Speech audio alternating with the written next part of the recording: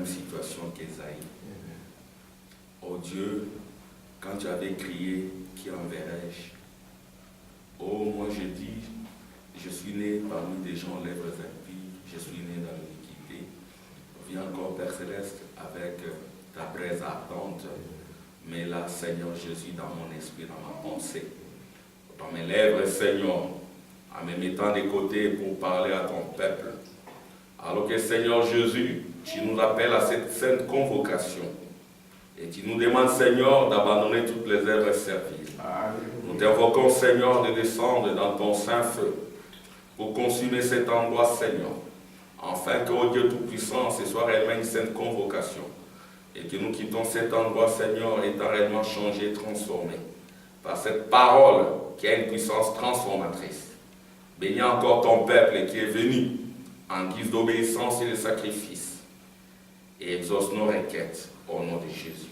Amen. Amen. Amen, qu'il vous bénisse. Nous allons prendre Matthieu 4, c'est une journée de prière. Nous prendrons quelques minutes d'exhortation. Matthieu 4, au verset 12. Il est dit ceci. Jésus, ayant appris que Jean avait été livré, se retira dans la Galilée.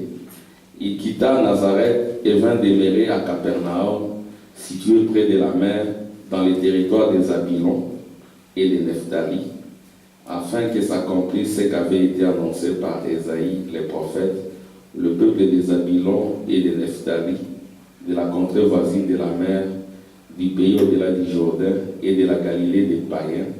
Ces peuples assis dans les ténèbres a vu une grande lumière, et sur ceux qui étaient assis dans la région de l'ombre de la mort, la lumière s'est levée.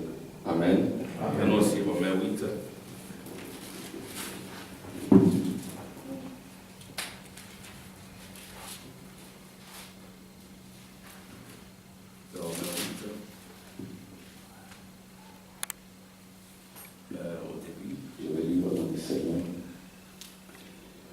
Il n'y a donc maintenant aucune condamnation pour ceux qui sont en Jésus-Christ. En effet, la loi de l'esprit de vie en Jésus-Christ m'a affranchi de la loi du péché et de la mort. Car chose impossible à la loi, parce que la chair la rendait sans force. Dieu a condamné le péché dans la chair en envoyant à cause du péché son propre Fils dans une chair semblable à celle du péché. Et cela afin que la justice de la loi soit accomplie en nous, qui marchons non selon la chair, mais selon l'esprit. Ceux en effet qui vivent selon la chair s'affectionnent aux choses de la chair, tandis que ceux qui vivent selon l'esprit s'affectionnent aux choses de l'esprit. Et l'affection de la chair, c'est la mort, tandis que l'affection de l'esprit, c'est la vie et la paix. Car l'affection de la chair est inimitié contre Dieu, parce qu'elle ne se soumet pas à la loi de Dieu, et qu'elle ne peut même pas. Or, ceux qui vivent selon la chair ne sauraient plaire à Dieu. Pour vous, vous ne vivez pas selon la chair, mais selon l'esprit, si du moins l'esprit de Dieu habite en vous. Si quelqu'un n'a pas l'esprit de Christ, il ne lui appartient pas. Et si Christ est en vous, le corps, il est vrai, est mort à cause du péché, mais l'esprit est vie à cause de la justice. Seigneur, mettons fait au nom de Jésus. Amen. Amen. Amen. Nous allons toujours continuer à parler des ténèbres de la Odyssée. Il y a des ténèbres dans la Odyssée, il y a l'obscurité et l'ombre dans la Odyssée. Parce que la Odyssée crucifie Christ pour la seconde fois. Et comme nous le savons tous, Jésus est mort à midi. Et quand il est mort à midi, la Bible nous dit de la 6e heure, calendrier juif, qui représente 12 heures, calendrier des catholiques, à la 9e heure. 9e heure, c'est 15, il y eut des ténèbres qui couvrirent la surface de la terre. Et moi, je crois que cet événement, avec tous ces tremblements de terre, c'était universel. Il n'y avait pas que l'obscurité, les ténèbres en Israël. Il y avait l'obscurité, les ténèbres sur toute l'étendue de la terre, parce que le Fils lui-même a donné sa vie. Et nous avons vu comment Christ en est arrivé à donner lui-même sa vie. Il en est arrivé là parce qu'il est allé à Gethsémane. Et à Gethsémane, il a combattu sa chair. Voyez-vous? Parce que la chair est en inimitié avec l'Esprit de Dieu. Et l'Esprit de Dieu qui était en lui ne pouvait pas être en harmonie avec la chair. Il y avait deux volontés. Il y avait la volonté de son Père, Jésus-Christ, et la volonté de l'homme Jésus. Parce que nous croyons toujours que c'est Jésus, l'homme de Galilée, était une personne double. Amen. En lui, il y avait Jésus-Christ, c'est lui qui a créé le ciel et la terre. C'est lui qui a rencontré Moïse. Il lui a donné le dos. C'est lui qui a parlé à Abraham. Ici, il n'est pas question de la chair. Parce que nous ne connaissons personne selon la chair. Amen. Mes frères, maintenant, nous ne les connaissons pas selon la chair. Vous non plus, nous ne vous connaissons pas selon la chair. Notre connaissance, amen, c'est la connaissance de la gloire de la Shekinah, c'est la pensée. Nous nous connaissons parce que nous étions dans la pensée divine. Amen. Et cette pensée s'est exprimée au travers de la parole de Dieu. Et la parole parlée est la sémence originelle. Et nous sommes ces sémences-là originelles qui sont revenues au temps de la fin. Amen. Et alors maintenant, notre connaissance, ça n'a rien à voir avec la chair. Et c'est Jésus ici, le Jésus-Christ, nous ne les connaissons pas selon la chair. Et quand nous adorons, nous n'adorons pas un Jésus avec ses visages ici. Vous dites Amen. Amen.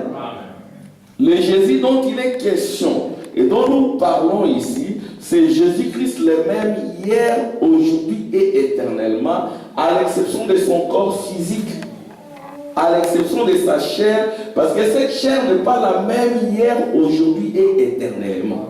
Les Grecs qui voulaient le voir, ils l'ont vu après les ténèbres. Amen. Parce que les grains devaient d'abord tomber à terre. Et nous avons vu que les grains, c'était à la croix, c'était à midi.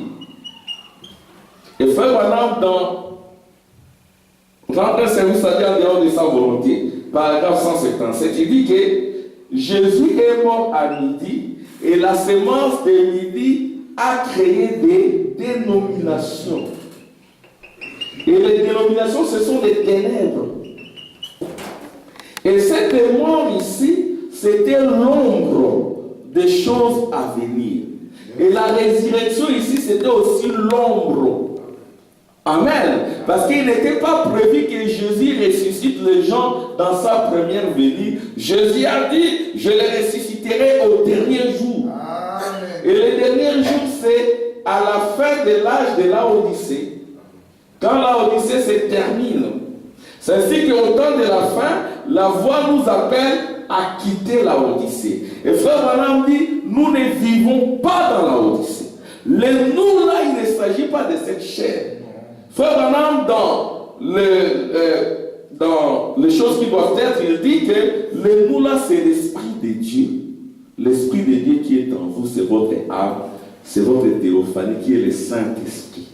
C'est vrai, le Saint-Esprit, il a été endormi tout au long des âges de l'Église.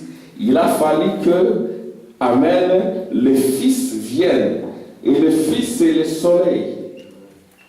Amen.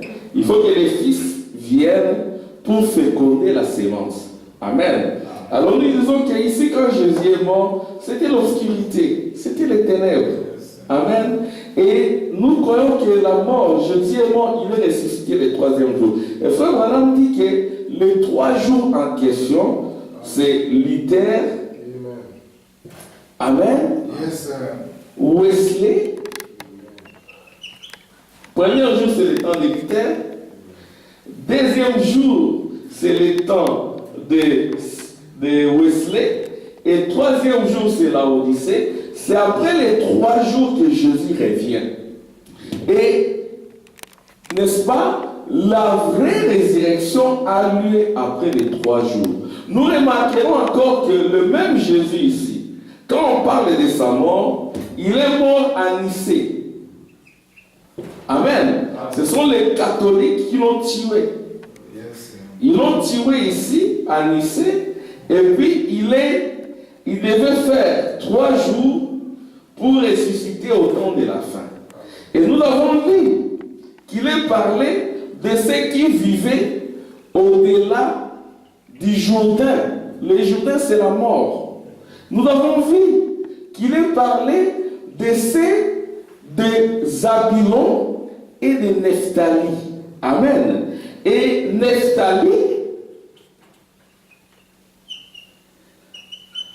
dans Nephtali, il y a le combat. C'est celui qui se bat. Amen. Et dans Zabulon, il y a aussi le mariage. Cette fois-ci, mon époux vivra avec moi. C'est le mariage entre le ciel et la terre. C'est le mariage entre le vrai et le divin. Et le vrai, c'est le Saint-Esprit. Amen. Et c'est du pays de Zabulon. C'est du pays de Nephtali. C'est de la Galilée des gentils. Ceux qui étaient assis dans la vallée de l'ombre de la mort. Amen. Ce sont les Galiléens des gentils. C'est ce que Jésus disait. Va dire aux miens que je les rencontrerai en Galilée des gentils. Et la Galilée des gentils, ça nous concerne. C'est nous qui étions dans la vallée de l'ombre de la mort. Et c'est nous que Jésus cherchait. Amen. Et c'est nous que Jésus a choisi dans son ministère. Et vous remarquez que quand Jésus commence son ministère, tous ses apôtres, ils sont des Benjamin. Amen. Amen. Et Benjamin, c'est le porteur des lumières de Juda. Amen. Amen. Et Jésus, quand il choisit ses disciples, il les choisit parmi les Benjamin. Et vous remarquerez, quand Jésus revient à l'ouest, c'est Benjamin qui doit enflammer son cœur. Amen. Et Benjamin au temps de la fin, c'est aussi l'épouse. Et Benjamin au temps de la fin, c'est aussi les 144 000. C'est ainsi que cette résurrection au temps de la fin, amen, concernera les juifs et les gentils. Et quand nous parlons de la résurrection, je peux dire sans scandaliser qui que ce soit, qu'à l'Est, il n'y avait pas eu de résurrection. C'était quelque chose de temporaire. Yes. Amen. C'était une ombre de la vraie résurrection. Jésus devait ressusciter son peuple au temps de la fin. Et la résurrection, c'est quoi? La résurrection, c'est quand la nuée descend. Quand vous recevez votre lumière. Et votre lumière, c'est votre théophanie. Votre théophanie, c'est votre âme. Et votre âme, c'est ça le Saint-Esprit. Et nous avons dit que là, nous ne sommes pas dans le pays du baptême du Saint-Esprit. Nous sommes dans le pays du Saint-Esprit, qui est le royaume. Amen. Alors, il faut que le Saint-Esprit s'unisse au Saint-Esprit. Il faut que le mariage, amen, du ciel, amen, et que celui qui habite au ciel vienne réellement s'unir à celui qui habite sur la terre. C'est-à-dire que nous ne croyons pas que nous allons quitter cette terre pour aller quelque part. Ça n'existe pas. Tout se fera sur la terre. Amen. Amen. Le ciel est descendu sur la terre. Amen. Le royaume est descendu sur la terre. Et cette terre-là, c'est d'abord votre propre corps, qui est la chair, que vous devez combattre. Amen. Amen. Que vous devez vaincre. C'est ainsi que le même ténèbre ici se confine encore au temps de la fin.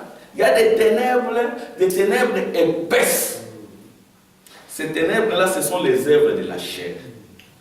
Ce sont les inimitiés, les convoitises. Tous ceux qui vivent selon la chair, ceux qui n'ont pas encore su vaincre leur propre moi. Parce que Jésus devait aussi vaincre son propre moi. Amen. Et son propre moi, c'était sa propre volonté. Et comment il a vaincu? Il a vaincu à Gethsémane pressoir. Il est allé prier. Amen. Il s'est mis à genoux, il a prié. Si bien que, comme il était dans l'angoisse. Amen. Il était dans la tristesse. Amen. Et il avait même peur. Comparativement aux disciples, et aussi ils avaient la tristesse du lendemain. Mais ils se sont endormis. Amen. La tristesse les a gagnés. Mais Jésus ne s'est pas laissé gagner par la tristesse. Amen. Si vous êtes envahi par la tristesse et l'angoisse, utilisez la prière. Amen. Et quand vous priez, présentez les signes. Je vais lire ce que dit le prophète.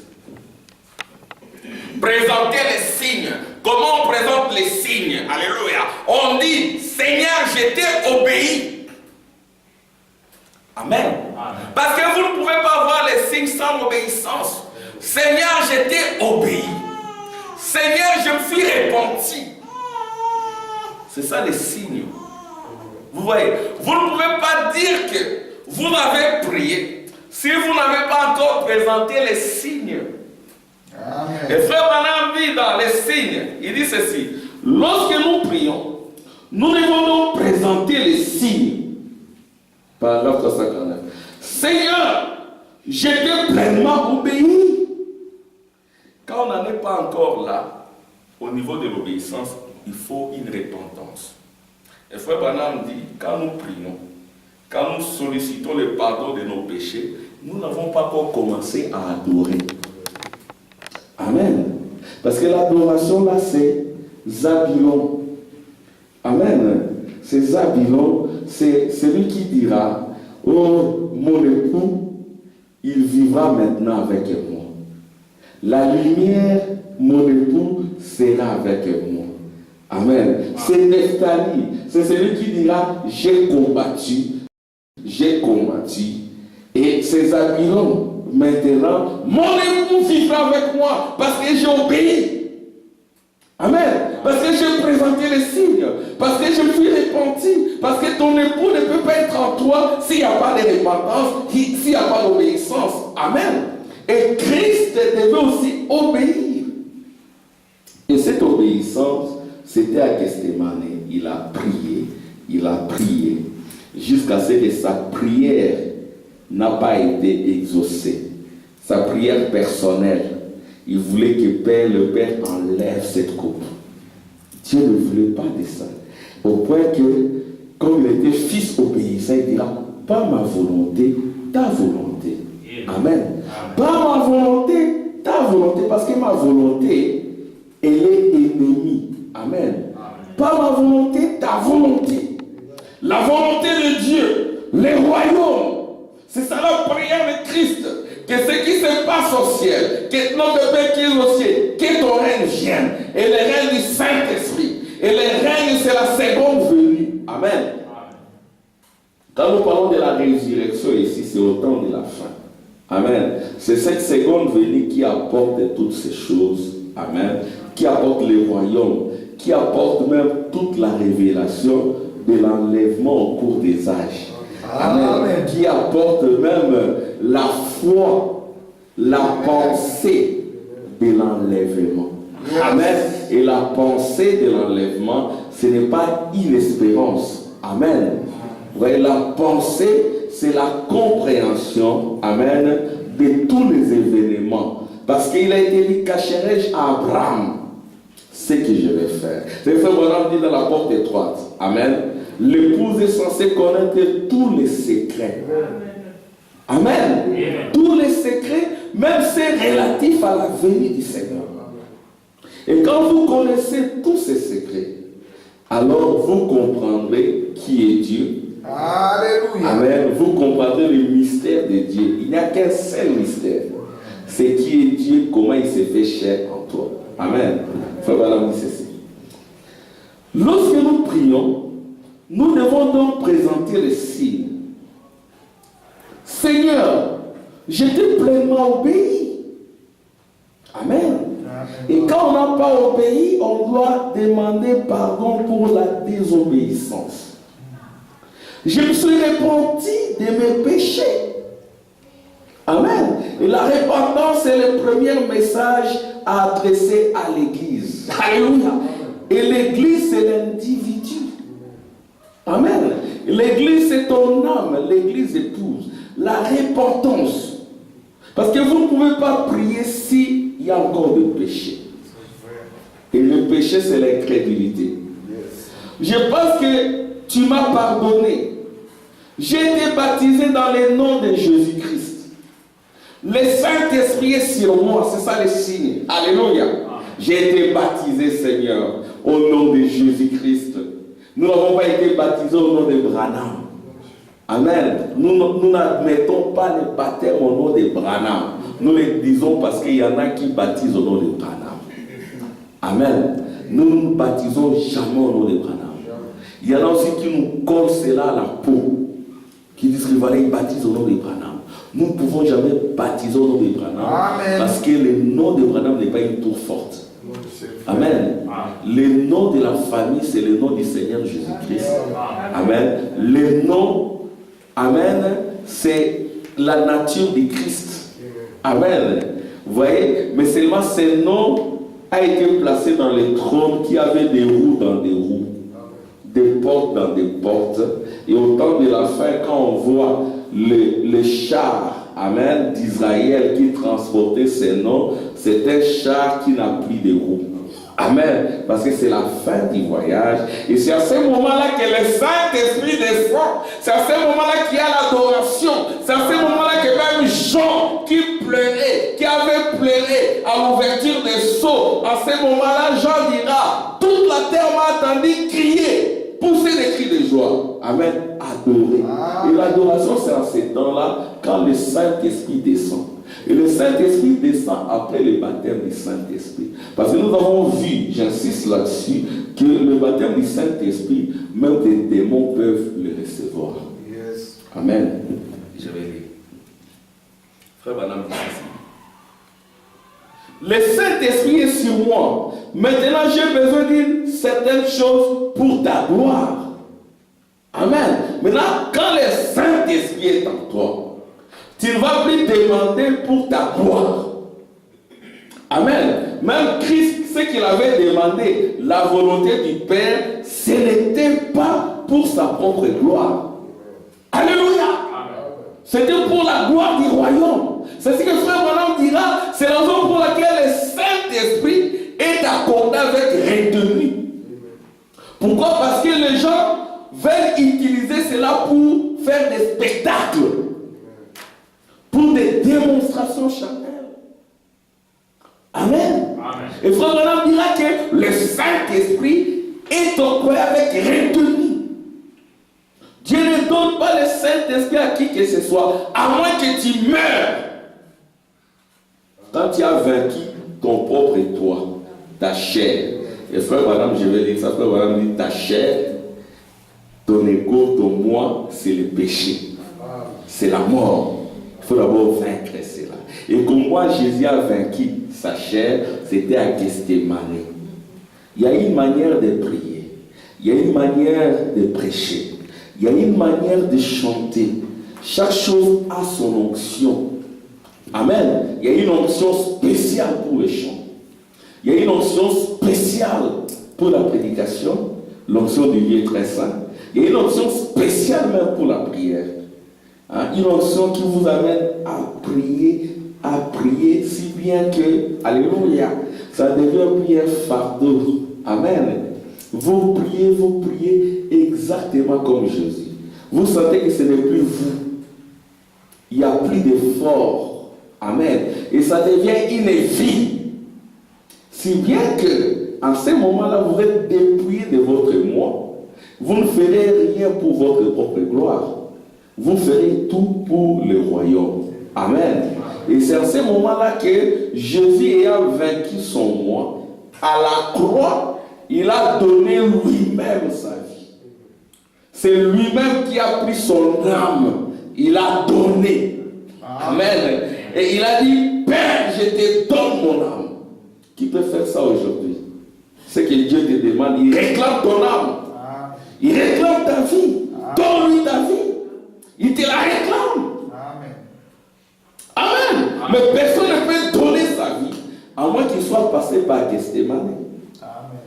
Amen. Si vous n'êtes pas passé par Gethsémane, on va vous attraper comme tricheurs, on les sentira.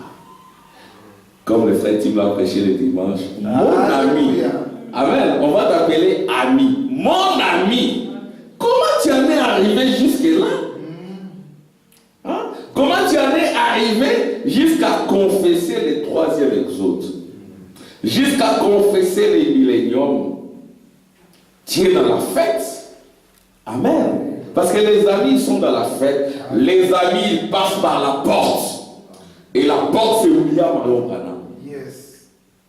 La porte étroite d'aujourd'hui c'est un homme qui est devant la chambre, devant la porte de la chambre. Vous devez passer par lui. Et c'est lui qui donne la robe de l'immortalité. Alléluia. Amen. Et c'est lui l'ami de l'époux qui est uni avec l'époux et qui devient la porte étroite. Amen. Amen. Spacieux le chemin, large la porte qui conduit à la perdition. Ces chemins-là, les deux chemins portent toujours le nom de Jésus. Amen. C'est toujours Jésus qui est mort à midi. Amen. Il y en a qui se sont arrêtés à midi. Or, midi a produit des dénominations. Amen. Il faut regarder au temps du soir. Au temps du soir, il y aura une grande lumière. Mais il faudra que l'épouse s'élève. Alléluia. Pour entrer dans cette lumière. Et cet époux-là, amen, il est uni à l'épouse. Amen. Il y a frère madame qui se tient à la porte, qui donne la robe. Amen. Alors quand vous avez triché, on les sentira. Frère, avec toutes ces révélations, vous menez une telle vie comment? Vous n'êtes pas passé par la porte de l'Est. La porte de l'Est, c'est la porte des Zabilon. C'est la porte de Juda. C'est la porte d'Isaacar. Amen. Il y a Zabilon. Amen. Zabilon, c'est cette lumière qui descend. Amen. Et c'est les vrais qui s'unissent au divin. Ils viennent de l'Est et de l'Ouest. Amen. Ils viennent parce qu'ils sont invités à la fête du roi. Oh, ce sont des pèlerins bénis. Amen. Ils sont là à la fête du roi pour contempler sa face. Et eux-mêmes, ils sont éclatants de divinité. Qui viennent à la fête du roi. Oh, ce sont des pèlerins, des voyageurs bénis. Hein? Éclatants de la divinité. Mais parmi ces voyageurs, il y a eu des voleurs. N'est-ce pas? Il y a eu des tricheurs qui n'ont pas voulu passer par la porte de la repentance. Qui n'ont pas voulu passer par les chemins étroits. Amen. Et ces chemins étroits-là, c'est toujours pour être en complémentarité avec ce qui a été déjà prêché. C'est toujours ça.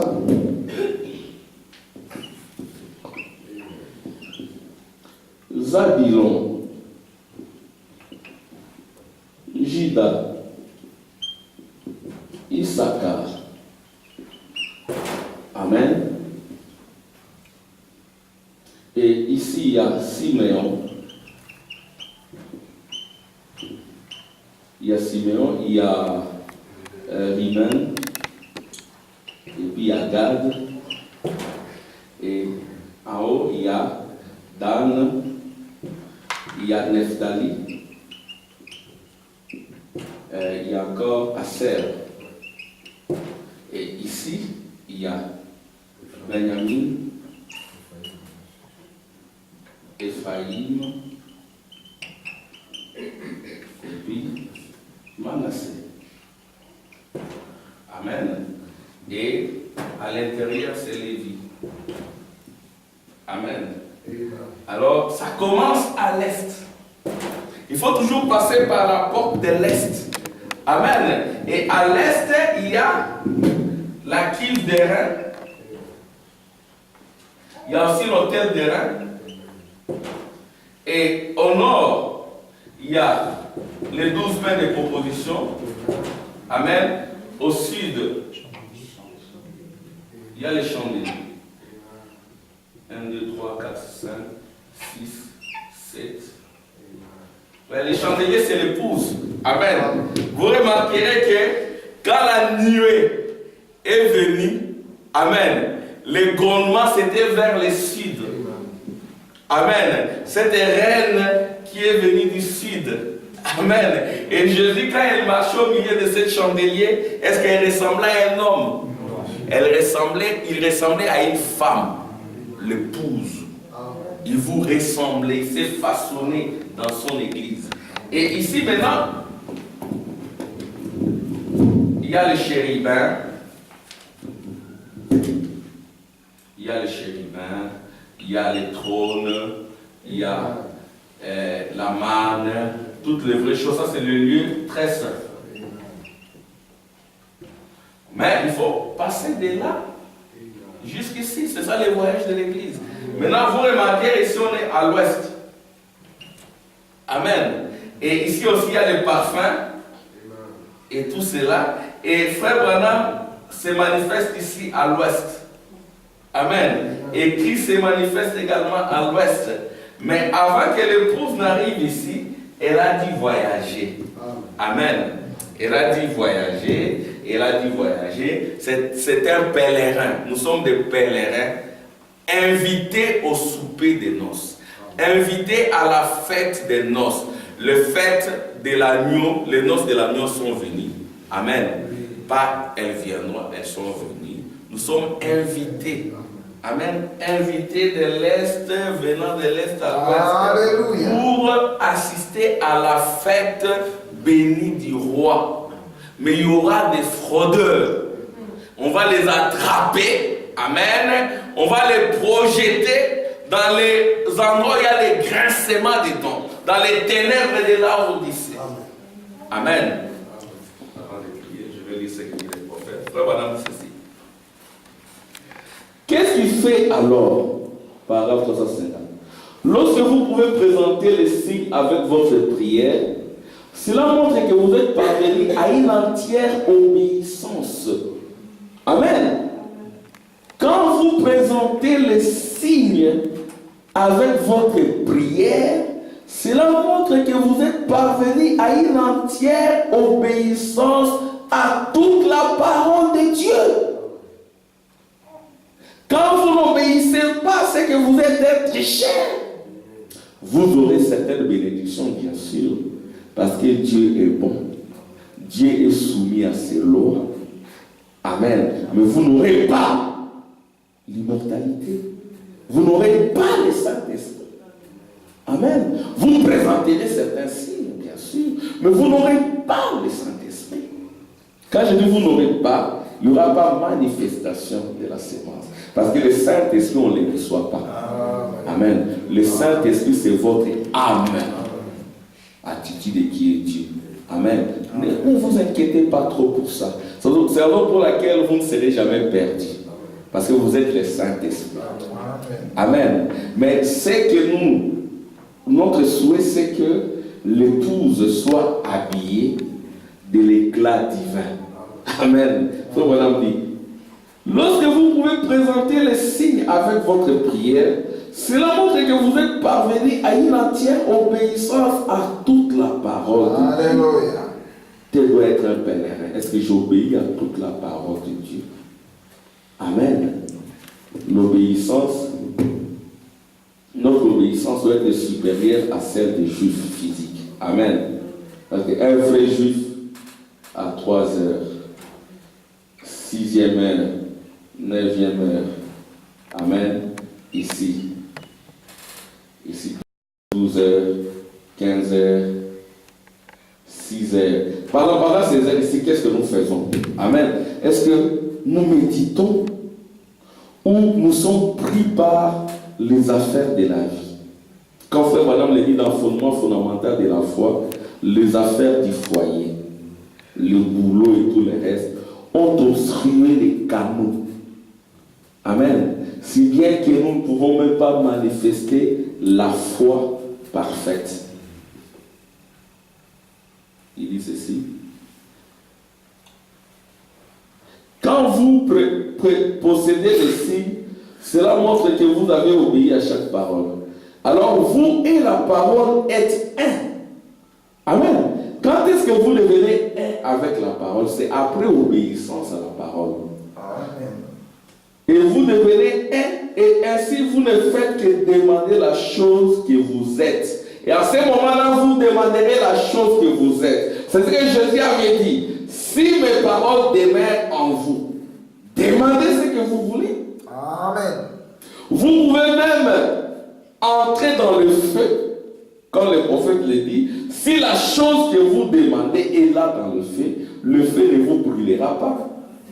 Mais si la chose que vous demandez n'est pas dans le feu, vous chercherez à faire une démonstration, un spectacle, pour qu'on vous voie. Pourquoi? Parce que vous n'êtes pas encore mort dans la chair. Il est dit. Alors vous et la parole êtes un, et si vous ne faites que demander la chose que vous êtes, voyez-vous, en ce moment-là, bien sûr, vous êtes convaincus. Voilà la raison pour laquelle le Saint-Esprit est distribué avec retenue, et ainsi de suite. Vous comprenez ce que je vous dis? C'est que vous ne voulez pas. Un vrai serviteur de Dieu ne s'en sert pas pour épater. Amen. Parce que quand la chair n'est pas encore morte, on va chercher à épater. Amen. Et c'est ce que le diable aime, les spectacles. Vous voyez, les spectacles. Pourquoi? Parce qu'on n'est pas encore mort. On va chercher à épater. Nous ne vivons pas pour les autres. Nous vivons pour la gloire de Dieu. Amen. Nous vivons pour manifester cette gloire. Nous vivons cherchant la gloire. C'est ce que Frère Branham dit là, que quand vous allez prier pour la gloire de Dieu, pas pour votre gloire. Amen. Vous prierez pour votre foyer, pour vos enfants, afin que la gloire du Seigneur se manifeste dans votre famille. Amen. Que Dieu vous bénisse. Amen.